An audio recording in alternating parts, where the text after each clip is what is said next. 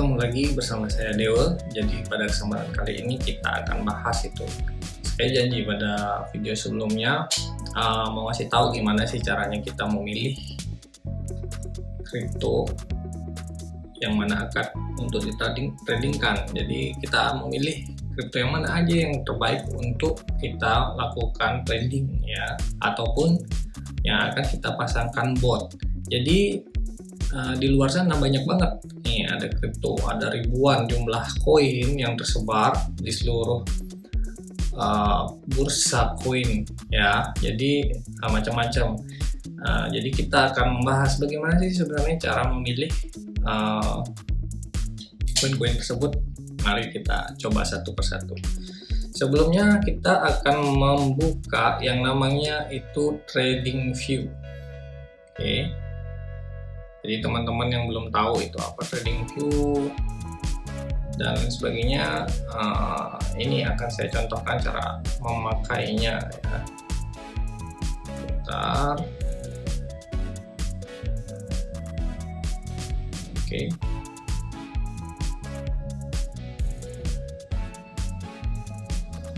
Kita buka browser dulu. Baik, setelah buka browser, ini tampilan TradingView. Kalian seperti biasa, kalian tanya sama Google dulu. Ketik aja TradingView itu ya. Ini kan karena saya udah sering pakai. Oke, TradingView itu akan muncul seperti ini. Kalian klik saja TradingView. Apa itu TradingView? Jadi sebelum kita pakai, TradingView adalah salah satu platform ya yang sering digunakan oleh para trader, bukan hanya Bitcoin saja. Jadi pada pemegang saham, entah itu di Indonesia, di luar negeri, dan lain sebagainya. Jadi di sana itu banyak sekali ya, itu mencatat transaksi yang terjadi, entah itu transaksi saham, entah itu transaksi falas, entah itu transaksi kripto. Jadi kalau kalian lihat nih ya, di menunya itu dia itu ada market. Market ini banyak banget ya. Jadi itu ada mulai dari cryptocurrency, terus ada yang namanya currency, yaitu perdagangan uang fiat, emas dan lain sebagainya. Ada saham dan masih banyak lagi di sini ya. Terus pertanyaan selanjutnya, bagaimana kita memilih ya? Jadi kita buka aja ya, langsung masuk ke bagian screener. Ya, di sini bagian screener. Jadi sebelumnya kalau kalian nggak punya account, kalian bisa daftar gratis di TradingView itu secara gratis ya. Apabila kalian mencantumkan credit card kalian di sana, itu kalian mendapatkan 30 hari gratis full feature premium dari TradingView. Nah, selanjutnya apa perbedaan yang full feature dan gratisan kayak saya?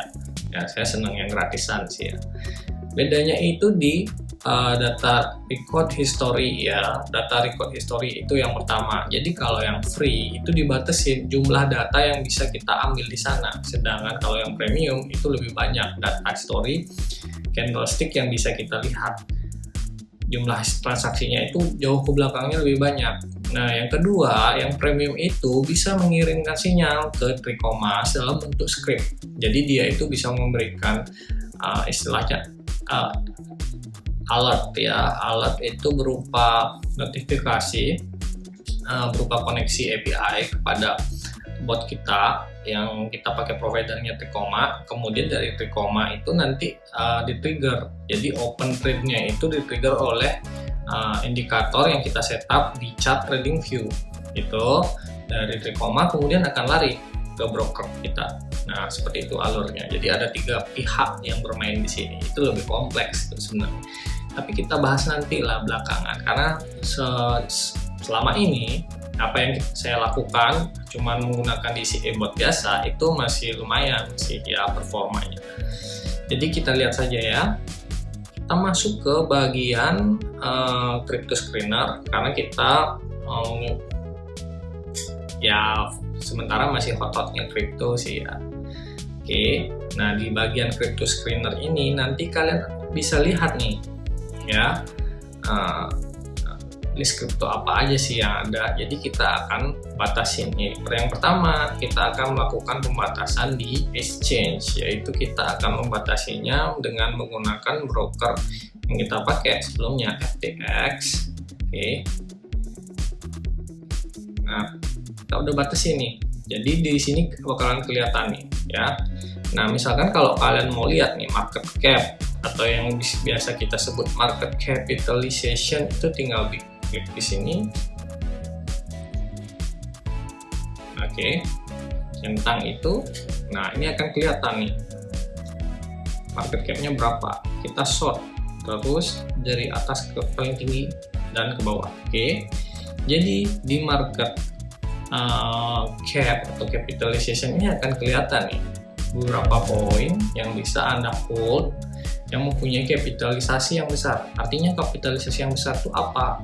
Kapitalisasi yang besar itu artinya jumlah uang yang beredar di suatu sistem blockchain koin itu sudah banyak.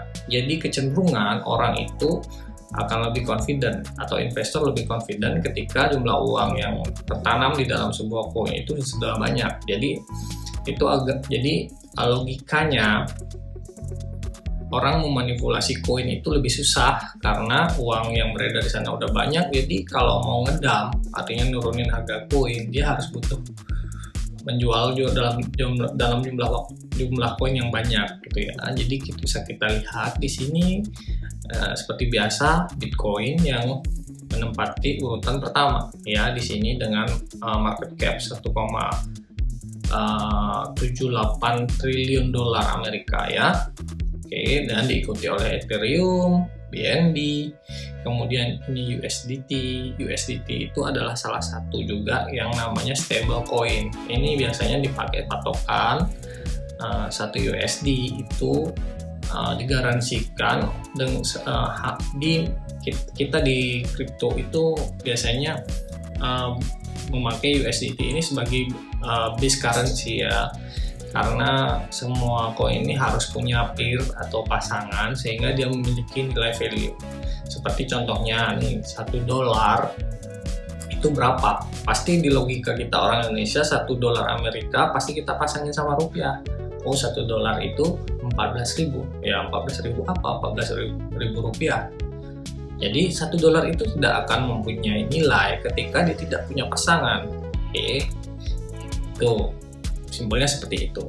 Jadi kita pasangkan misalnya dia dengan USDT. USDT ini cukup kontroversial juga. Soalnya ada yang bilang dulu dia itu murni $1 dijamin, 1 USDT koin itu dijaminkan oleh $1. Tetapi pada perkembangannya sekarang dia sudah menerima dalam bentuk bukan hanya dolar, tetapi dijaminkan 1 USDT dijaminkan juga dalam bentuk kontrak atau bonds juga. Jadi macam-macam. Ada XRP, ada Solana, ada Dogecoin dan lain sebagainya. Ini banyak banget. Bisa diurut dari atas ke bawah ya market cap-nya.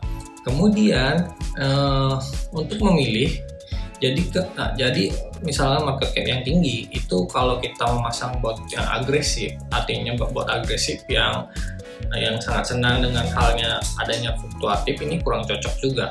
Jadi kita biasanya memilih yang di tengah-tengah, market cap-nya yang cukup bagus tetapi dia mempunyai volatilitas yang cukup tinggi. Karena bot kita itu kebanyakan bisa bekerja maksimal ketika dia ada turunnya sedikit kemudian naik ya. Jadi overall trendnya itu naik turun dikit naik turun dikit naik seperti itu. Kalau dia terlalu besar itu biasanya agak susah turun. Nah, ini sangat jarang terjadi. Oke, kita bisa lihat, kita pilih aja yang market cap-nya agak besar. Kemudian yang kedua, kita akan tambahkan di sini screener yang kedua yaitu volatilitas ya. Oke, kita pakai yang MAN. Jadi dalam 1 bulan dia harus mempunyai volatilitas yang cukup tinggi. Baik, nah ini udah keluar volatilitas. Kita zoom out aja dulu ya biar kelihatan. Zoom in. Terlalu kecil tadi itu. Oke. Aduh. Oke, di sini terlihat volatilitas ya. Jadi kita memilih volatilitas cukup tinggi. Jadi ada 2 kriteria. 1, market cap-nya cukup besar. Misalkan target kita top 100 besar ya. 100 besar koin. Jadi di sana ada ribuan koin, kita nggak mau mentransaksi. Jadi kita menghindari mentransaksikan koin-koin yang koin-koin sampah istilahnya di luar sana. Artinya koin yang rankingnya ribuan, tapi kita itu sangat gampang dimanipulasi sama bandar ya, kemudian di pump, dibeli sehingga harganya naik dan tiba-tiba di dump. Itu sangat berisiko sekali. Naiknya ribuan persen, kemudian turunnya 2000%, jadi rugi. Nah, baik di sini dilihat bahwa volatilitas beberapa koin top. Nah, ini terlihat di sini ada artinya Shiba ini mempunyai volatilitas yang cukup oke. 30 hari terakhir. Kemudian kita lihat lagi ada FTM di sini 16%, kemudian geser lagi ada Mana. Oke, Mana ini cukup bagus, Mana. Kemudian ada DYDX ya. Oke, yang ini ada FGX. Oke, kita akan coba mungkin yang cari yang di tengah-tengah, kita akan mencoba Mana. Kita klik saja Mana. Nah, ini tampilan details dari more technical Mana itu ya. Jadi di TradingView ini cukup bagus. Oke. Nah, secara teknikal Mana itu kalau kita lihat ya, ini ada overview-nya. Kita langsung ke bagian technical untuk melihat bagaimana sih performa dari Mana.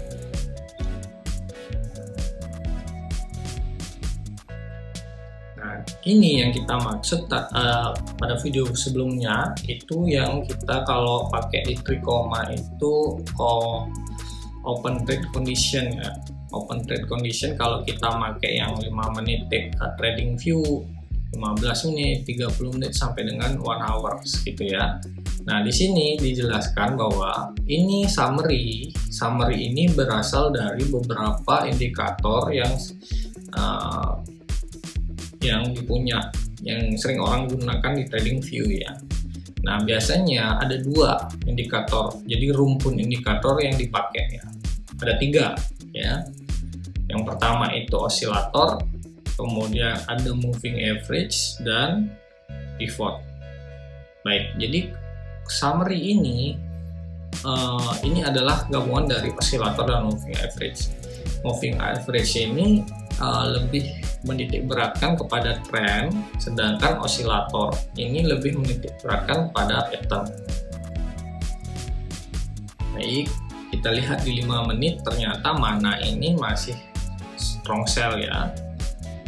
Secara summary 15 menit sangat strong sell, 30 menit masih strong sell, 1 hour strong sell. Kita coba 1 hari sell, pada chart weekly netral. Berarti ini sentimen dari Mana ini sangat kuat pada cenderung menurun ya kalau dari sentimen dari Mana itu sendiri. Oke, kita lihat lebih dalam ke chart. Nah, jadi kalau bisa dilihat chartnya itu ini dengan timeline 15 menit, kita rubah ke 1 hour saja ya biar lebih valid datanya, 1 hours dan daily ya.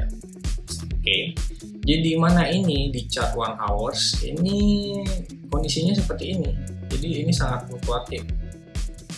Oke, sangat fluktuatif sekali. Tetap dia itu masih dalam kondisi sideways namanya kalau di technical. Saya nggak sih ngajarin technical terlalu dalam ya. Jadi karena technical itu seiring berjalannya waktu kalian pasti akan nggak bisa dihafal ya di luar kepala. Nanti bisa sambil jalan lah ya. Nah, ini cukup kita lihat lagi ya ke this ya. Ini kayaknya ada satu indikator ya. Gitu. Oke, di daily chart bisa kita lihat bahwa patternnya dia itu masih dalam keadaan bullish ya. Jadi dia itu masih bullish, jadi dalam keadaan uptrend ya. Meskipun ini cukup dalam terkoreksi, mungkin pada posisi dump bulan Mei kemarin, ini posisinya dia udah mulai recover. Kemudian dump yang bulan November, bulan September dan bulan November ada 2 kali dump, mini dump lah kita bisa lihat. Oke, jadi kita mau masuk ke sini. Nah, dari sini bisa kita lihat. Kemudian yang kedua, kita tuh biasanya masang indikator. Oke. Nah, indikator yang paling berguna yang kita pakai itu adalah indikator backtesting dari Trikoma ya, karena dia salah satu dia memakai script yang digunakan di dalam Trikoma. Caranya pakai gimana? Tadi udah kepasang, saya remove dulu. Oke. Nah, tinggal pencet bagian indikator. Oke, kita pakai ini backtesting Trikoma. Ini karena sudah saya favorit. Bisa kalian search ya, Trikoma DCA. Oke, jadi kalau kalian klik keywordnya di sini, ini akan kelihatan. Kalian pakai yang versi 2 punyanya Roxam ya, tinggal dipencet seperti itu, keluar indikatornya. Nah, ini memakai settingan dari Trikoma ya, settingan konfigurasi buat Trikoma. Jadi kita bisa memprediksikan lah ya. Apa pentingnya backtest di sini? Pentingnya backtest di sini itu adalah untuk melihat bagaimana sih performa dari data history chart itu terhadap settingan kita. Nah, kenapa itu penting? Nah, logikanya ketika kita karena ini adalah trading itu adalah suatu yang beresiko. Kembali lagi saya disclaimer, jadi ini sangat beresiko. Tapi in return dia itu memiliki peluang profit yang cukup tinggi. Nah, bagaimana cara meminimalkan resiko? Salah satunya itu adalah kita mengetahui pattern atau history, behavior atau tingkah laku dari harga dari sebuah koin. Oke, dengan begitu kita akan meminimalkan, jadi bisa memprediksi ke depannya seperti apa, karena pattern itu terus berulang seperti itu, tapi tidak 100% benar. Caranya bagaimana? Menggunakan backtesting script dari Roxam yang dia bikin di TradingView, kita itu bisa mengkonfigurasikan beberapa hal di sini ya. Misalkan kita bikin basic setting Citini bot yang di video kemarin, oke? Nah, caranya gimana kita untuk mengkonfigurasi Citini? Oke, pertama kita ke bagian ini dulu ya, properties, kemudian kita set aja default. Ini bisa sembarang karena nggak efektif. Kita mau lihat performa botnya aja ya, jadi total initial capital ini nggak terlalu signifikan karena kita mau lihat performanya aja. Setting parameternya itu kita sesuaikan yang kita dapat dari Trikoma. Oke, pada video jadi take profitnya 0,3% pada setting sebelumnya, kemudian base order itu di $5 kan ya, kemudian safety order itu 2 kali lipatnya di angka 10, kemudian max nya 6, price deviation-nya kita di angka 2,7 ya kalau nggak salah. Oke, kemudian safety order volume skill-nya itu di angka 1,9, safety order step skill-nya itu di angka 0,7 kita pakai. Oke, ini Citini ini ya, Citini yang famous. Deal start condition kita pakai karena yang kemarin kita pakai TradingView itu nggak ada, kita pakai start asap aja. Jadi dia terus melakukan transaksi terus menerus. Oke, tanggalnya kita set segini aja, biarin. Nah, untuk time frame kita set 5 menit karena untuk datanya lebih valid lah ya. Visibility kita hilangin dulu nih tabelnya kan kalau annoying. Oke, dari data 5 menit ini terlihat bahwa dia itu posisi take order sesuai dengan konfigurasi kita yang Trikoma ya. Dan 3 menit itu dimana dia melakukan order, dimana melakukan sell, dimana melakukan beberapa safety order dan lain sebagainya, ini kelihatan. Oke, nah ini karena saya pakai yang free, jadi data yang saya dapat itu dilihat di sini dari tanggal 27 September onward sampai dengan sekarang ya. Ini di record 19 Oktober, jadi hampir 1 bulan kurang lah ya.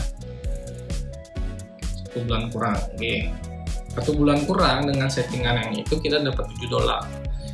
Jadi dari 25 dolar yang kita investasikan kemarin, berdasarkan histori itu dapatnya 7 dolar.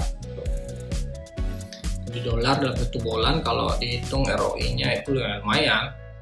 Cuman kita belum ngitung resikonya ya. Resikonya itu nanti di video selanjutnya kita akan belajar cara ngitung gimana sih resikonya, karena kan nggak melulu apakah uangnya itu cukup atau enggak gitu. Dilihat dari sini bahwa dia itu di mana ini selalu melakukan closing trade, jadi tidak terlalu lama dia udah close karena target profit kita cuma 0,3% ya. Bisa dilihat di sini yaitu closing, ini trennya agak turun, closing, ini safety order 1, ini base order, dia open order kalau dia open order terus. Ini waktu uptrend oke, ini dump sedikit oke, ini uptrend sangat oke. Nah ini posisinya menarik ya. Oke, jadi ini downtrend 5 menit dari tanggal 11 Oktober sampai dengan tanggal 12 Oktober ya. Nah, jadi ini ada 1 hari dia buka di sini base order pertama, kemudian turun, dia buka lagi order kedua. Nah, di sini itu safety order 1. Jadi dia itu 10 dolar, kemudian kebuka lagi. Ini 5 dolar di sini, 10 dolar, 15. Safety order 2 itu di 30 dolar. Ini 60 dolar. Ini 120 dolar dan selanjutnya. Oke, tapi kondisinya masih turun. Nah, pada tanggal 12 Oktober jam 2 siang, nah ini ada naik sedikit. Jadi dia langsung close karena kita ada memakai strategi martingale ya. Jadi melakukan duplikasi kalau arah itu turun terus. Dan ini cukup. Tapi kita belum tahu pasti 25 dolar itu karena kita pakai cross 20 kali, apakah cukup dipnya itu kurang lebih sekitar sekian persen ya. Marginnya apakah cukup, itu pertanyaannya yang jawabannya bisa kita jawab pada video berikutnya.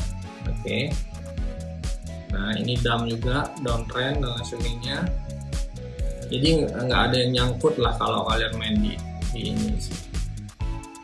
Oke, aman. Ini dump juga ya. Ini close juga, bisa close. Oke, mungkin cukup sekian untuk proses kita memilih koin ya. Yang dari pertama kita memfilter koin yang mana mau kita tradingkan dengan bot, kemudian kita analisa, kita simulasikan. Nah, PR selanjutnya tinggal ngitung nih kecukupan jumlah ketahanan kita, wallet kita, apa karena kita main di futures untuk setting bot ini. Tapi kalau di bot di spot saya pastikan dengan modal yang cukup besar ini lumayan aman ya, cuma nyangkut-nyangkut dikit. Kalian nggak bakal loss di crypto kalau di spot. Ketika kalian harganya turun, kalian tetap tahan nggak jual. Rugi itu akan ada kalau di spot ketika kalian itu cut loss ya, artinya jual rugi. Jadi kalian tuh takut, jadi istilah kerennya sekarang itu FOMO, fear of missing out. Jadi takut harganya turun lagi, kemudian kalian jual lah ya dalam kondisi rugi. Oke. Tetapi pada prinsipnya kalau kalian lebih belajar tentang crypto atau blockchain, kalian tuh akan lebih mind blowing sebenarnya. Jadi terkesima dengan sistem blockchain ini dan kalian akan meyakini bahwa ini adalah masa depan suatu sistem keuangan yang akan ada di dunia ini ya. Ini adalah sesuatu yang baru, dan ketika kalian sudah percaya itu ya bisa jadi kalian menjadi fans fanatik dari cryptocurrency mungkin ke depannya.